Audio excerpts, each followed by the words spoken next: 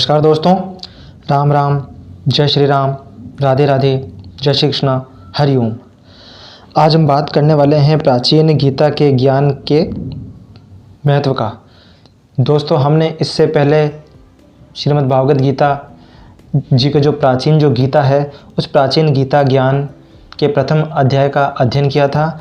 आज हम उसका महत्व का अध्ययन करेंगे। अर्थात महत्व से तात्पर्य यहाँ पर यह है दोस्तों कि यह कहानी है कि बोले जो पहला जो अध्याय है उसका तात्पर्य क्या, उसकी कहानी क्या, उसका क्या फल है, वो उसके अंदर आपको इसके अंदर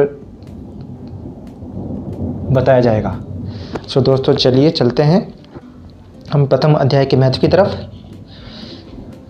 कि एक समय कैलाश पर्वत पर महादेव जी और पार्वती जी की परम गोष्ठी होती है। पार्वती जी ने पूछा कि हे महादेव जी, आप अपने मन में किस ज्ञान से पवित्र हो, किस ज्ञान के बल से आपको संसार के लोग शिव कर पूजते हैं और तुम्हारे कर्म यह दिखाई देते हैं, मृगछाल ओढ़े, अंगों में शमशानों की विभूति लगाए, गले में सर्प और मुंडों की माला पहिर रहे हो, इनमें तो कोई कर्म पवित्र नहीं। आप मुझे वह ज्ञान सुनाओ जिस ज्ञान से तुम अनंतर से पवित्र हो। श्री महादेव जी कहते हैं, तब श्री महादेव जी ने कहा कि हे पार्वती सुन, जिस ज्ञान से मैं पवित्र हूँ और जिस ज्ञान से मुझे बाहर के कर्म व्याप्ते नहीं, सो वह गीता ज्ञान है। उसको मैं हृदय में ध्यान करता हूँ, उस ज्ञान से मुझे बाहर के कर्म व्याप्ते नहीं हैं। तब पार्वती जी ने कहा कि भगवान जी, जो गीता ज्ञान ऐसा है जिसकी आप ऐसी स्तुति करते हो, जिस ज्ञान के श्रवण करने से कोई कृतार्थ भी भया है। तब श्री महादेव जी बोले, हे पार्वती, इस ज्ञान को सुनकर बहुत जीव कृतार्थ हुए हैं और आगे भी होंगे। मैं तुझको एक पुरातन कथा कहता हूँ, तू श्रवण कर। तब श्री महादेव जी कहते हैं कि एक समय पाताल लोक में शेषनाग की शैया पर श्री नारायण जी नैन मूंद कर अपने आनंद में मगन थे और श्री लक्ष्मी जी चरण बसती थी। उस समय श्री लक्ष्मी जी ने पूछा कि हे नारायण जी, 14 लोक के तुम ईश्वर हो जी, क्या आपको भी निद्रा व्याप्ति है? निद्रा और आलस्य उन पुरुषों को व्याप्ता है जो जीव तामसी है, और तुम तीनों गुणों से अतीत हो। तुम भी नारायण हो और प्रभु हो, वासुदेव हो। तुम जो नेत्र मूंद रहे हो, यह मुझको बड़ा आश्चर्य है। तब श्री नारायण जी कहते हैं कि हे लक्ष्मी, मुझको निद्रा आलस्य नहीं व्याप्ता। एक शब्द रूप जो भगवत गीता है, तिसमें ज्ञान है, तिस ज्ञान विखे मैं आनंद में मग्न रहता हूँ। और वह कैसा ज्ञान है जिस के उपज से जैसे यह जीव सदा आनंद में रहता है, कोई कलेश दुख इस जीव को व्याप्ता नहीं। जैसे 24 अवतार मेरे आकार रूप हैं, जैसे ये गीता शब्द रूप अवतार है। तिस गीता में यह मेरे अंग है। 5 अध्याय मेरा मुख है, 5 अध्याय मेरी भुजा है, 5 अध्याय मेरा हृदय और मन है, और 16वां अध्याय मेरा उदर है, 17वां अध्याय मेरी जंगा है, और 18वां अध्याय मेरे चरण है। सर्व गीता के जो श्लोक है सो मेरी नाड़ियाँ है, और जो गीता के अक्षर है सो मेरे रोम है। ऐसा जो शब्द रूपी गीता ज्ञान है, तिसके अर्थ में हृदय में विचारता हूँ और बहुत आनंद में प्राप्त होता हूँ। हे लक्ष्मी, तू क्या जानती है, तेरे मन में यह होगा जो मैं चरण मलती हूँ, इससे श्री नारायण जी को आनंद प्राप्त होता है। लक्ष्मी जी, मैं जिस आनंद में मगन हूँ सो वह गीता ज्ञान है।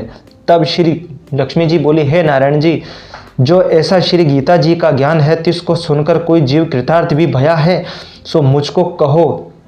तब श्री नारायण जी ने कहा कि हे लक्ष्मी, गीता ज्ञान को सुनकर बहुत जीव कृतार्थ भये हैं, सो तू श्रवण कर। श्री नारायण जी कहते हैं कि हे लक्ष्मी, गीता के अध्याय का महत्व तो पीछे कहूँगा, अब श्लोक कहता हूँ, सो तू श्लोक सुन।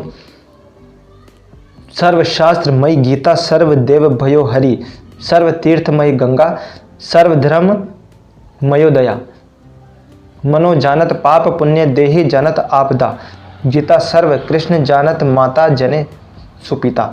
द्विद्विलोचनम सर्वानां विद्वानां त्रैलोचनम सप्तलोचनम धर्मानां ज्ञाने अनंत लोचनम। लक्ष्मी पहले अध्याय का महत्व सुन।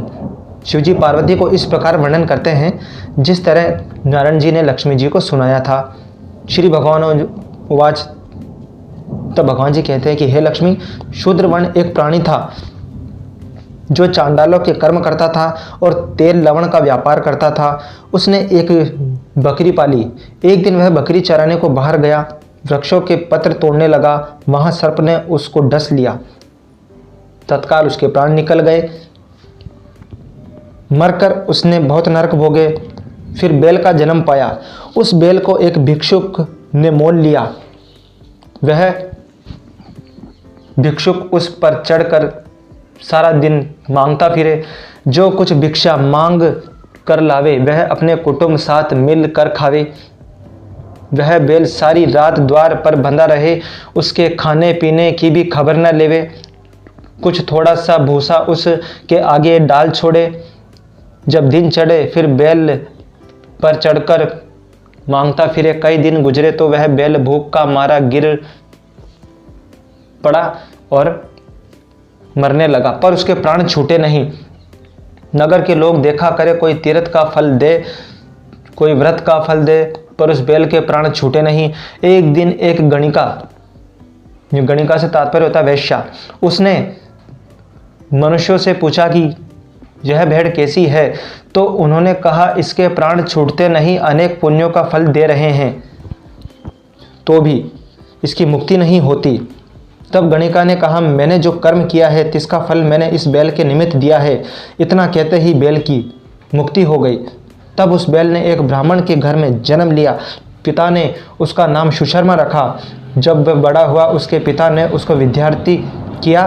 तब उसको पिछले जन्म की सुध रही थी, वह जाति सुंदर हुआ। उसने एक दिन मन में विचार किया, जिस गणिका ने मुझको बैल की योनि से छुड़ाया था जिसका दर्शन करूं। विप्र चलता चलता गणिका के घर गया और कहा, तू मुझे पहचानती है? गणिका ने कहा, मैं नहीं पहचानती हूँ, तू कौन है? मेरी तेरी क्या पहचान है? तू विप्र, मैं वैश्या। तब विप्र ने कहा, मैं वही बैल हूँ जिसको तुमने अपना पुण्य दिया था। तब मैं बैल की योनि से छूटा था। अब मैंने विप्र के घर आ जन्म लिया है।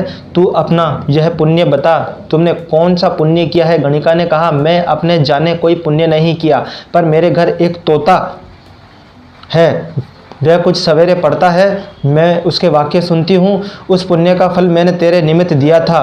तब उस विप्र ने तो तोते से पूछा कि तू सवेरे क्या पढ़ता था? तोते ने कहा कि मैं पिछले जन्म का विप्र पुत्र था। पिता ने मुझे गीता के पहले अध्याय का पाठ सिखाया था। एक दिन मैंने कहा, मुझको गुरु ने क्या पढ़ाया है? तब गुरु जी ने मुझे शाप दिया कि जा रे, तू सूजा हो जा। तब मैं सूजा गया। सूजा अर्थात तोता। एक दिन फंदक मुझे पकड़ ले गया। एक विप्र ने अर्थात ब्राह्मण ने मुझे मोल लिया। वह विप्र भी अपने पुत्र को गीता का पाठ सिखाता था। तब मैंने भी वह पाठ सीख लिया।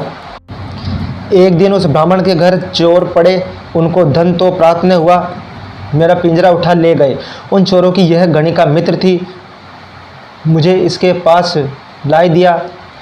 सो मैं नित्य गीता जी के पहले अध्याय का पाठ करता हूँ। यह सुनती है, पर इस गणिका की समझ में नहीं आता। जो मैं पढ़ता हूँ वही पुण्य मेरे तेरे निमित्त दिया था, सो श्री गीता जी के पहले अध्याय के पाठ का फल है। तब उस विप्र ने कहा कि हे तोते, तू भी विप्र है, मेरे आशीर्वाद से तेरा कल्याण हो। सो हे लक्ष्मी, इतना कहने से तोते की मुक्ति भई और उस गणिका ने भले कर्म ग्रहण किए, नित्य प्रति स्नान करे और गीता के प्रथम अध्याय का पाठ करे। इस करके भले भले विप्र, क्षत्रिय, वैष्णव अतीत उस वैश्या की पूजा करने लगे और विप्र अपने घर गया। श्री नारायण जी ने कहा कि हे लक्ष्मी, जो कोई अनजान कर भी गीता का पाठ करे या उसका श्रवण करे, इसको भी मुक्ति मिलेगी। और इसका फल कितना कहिए, बड़ा अतुल है। यह पहले अध्याय का महत्व मैंने तुझसे कहा है और तुमने इसका श्रवण किया है। इति पदम पुराणे सती ईश्वर संवादे उत्तराखंडे गीता महात्मा नाम प्रथमो अध्याय संपूर्ण। सो दोस्तों, आज मैंने प्राचीन गीता के ज्ञान के महत्व का अध्ययन मैंने आपको कराया है। तो दोस्तों, अगर ये वीडियो अगर आपको अच्छी लगी हो तो इसे लाइक कीजिए, शेयर कीजिए और इसे सब्सक्राइब कीजिए और बेल आइकन का बटन दबाना ना भूलें और ऑल वाला ऑप्शन पर अवश्य क्लिक करें ताकि हमारे द्वारा बनाई गई कोई भी वीडियो आपको टाइमली मिलती रहे। और दोस्तों, मैं आपको एक बात इसमें और कहना चाहूँगा कि आपने जिस प्रकार से इस महत्व और कहानी को आपने सुना है, तो आप खुद सोचिए कि इसके ओनली श्रवण करने से, इसे सुनने से अगर व्यक्ति की देह का मोक्ष हो जाता है, तो आप भी इसे सुनिए और इसे शेयर कीजिए और इसे समझिए और अपना उद्धार कीजिए और दूसरों का भी उद्धार कीजिए। धन्यवाद।